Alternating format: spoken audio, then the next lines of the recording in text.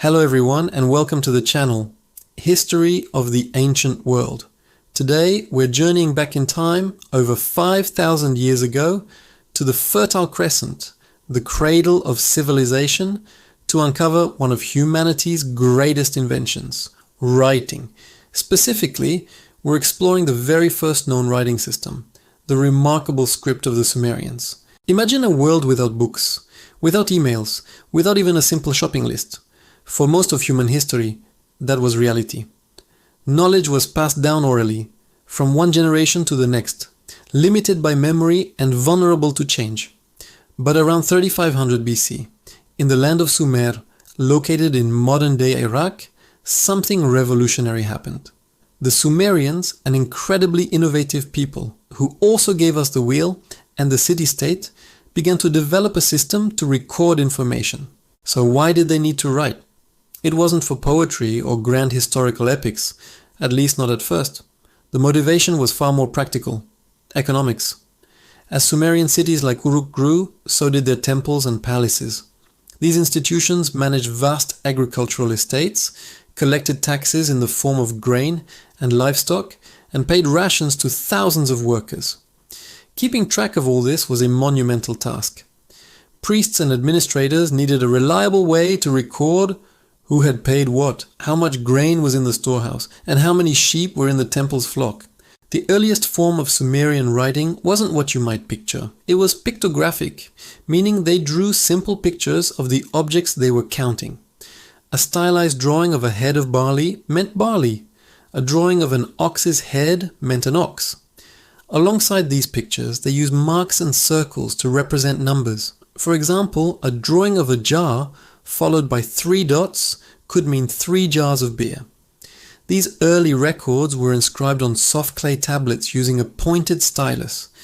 When the clay dried, it created a permanent, durable record. Archaeologists have unearthed thousands of these administrative tablets, giving us an incredible window into the daily economic life of ancient Sumer. But drawing pictures for everything has its limits. How do you draw an abstract concept like love or payment due, or a personal name like Enmerkar? The Sumerians faced this challenge and came up with a brilliant solution, a leap that transformed pictures into true writing.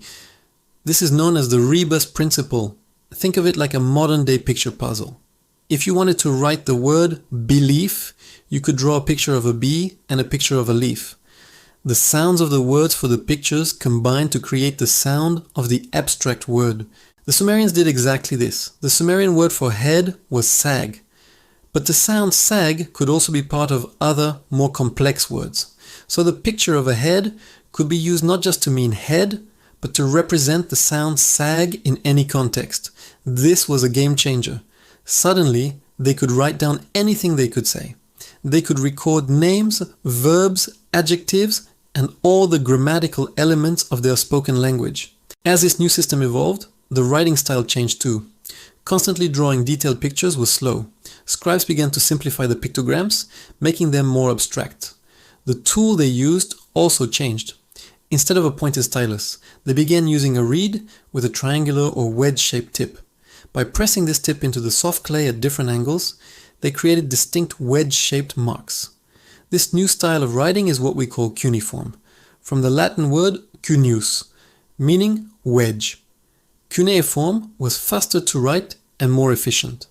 The old picture of a barley stalk became a series of a few quick wedge impressions. For centuries, cuneiform was primarily used for administrative and economic records. But as literacy spread beyond a small group of temple scribes, the possibilities of writing exploded. Sumerians began to use cuneiform to write down their laws, their religious beliefs, their proverbs, and their stories. They created the first works of literature. One of the most famous is the Epic of Gilgamesh, a powerful story about a king's quest for immortality, dealing with themes of friendship, loss, and the human condition. Imagine being the first people in history to write down a story that could be shared and preserved forever. They also used writing for education. Sumerian schools called edubas, or tablet houses, trained young boys and occasionally girls to become scribes. The curriculum was tough. Students spent years learning hundreds of cuneiform signs, practicing on clay tablets. We found many of these school tablets, complete with teachers' corrections, and students' frustrated attempts.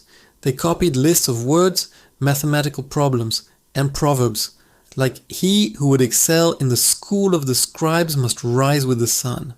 It shows us that the struggles of getting an education are truly ancient. The influence of the Sumerian invention was immense. Cuneiform was so successful that it was adopted by numerous other cultures in the ancient Near East. The Akkadians, Babylonians, Assyrians, and Hittites all adapted the cuneiform script to write their own languages. For nearly 3,000 years, cuneiform was the dominant script of the region, used for everything from royal decrees and international treaties to personal letters and scientific observations in astronomy. It was the English of its day, the lingua franca that connected empires and diverse peoples. However, no system lasts forever. By the first millennium BC, simpler alphabetic scripts like Aramaic and Phoenician began to emerge. These scripts used a small number of signs to represent individual sounds, making them much easier to learn and use than the complex cuneiform system with its hundreds of signs.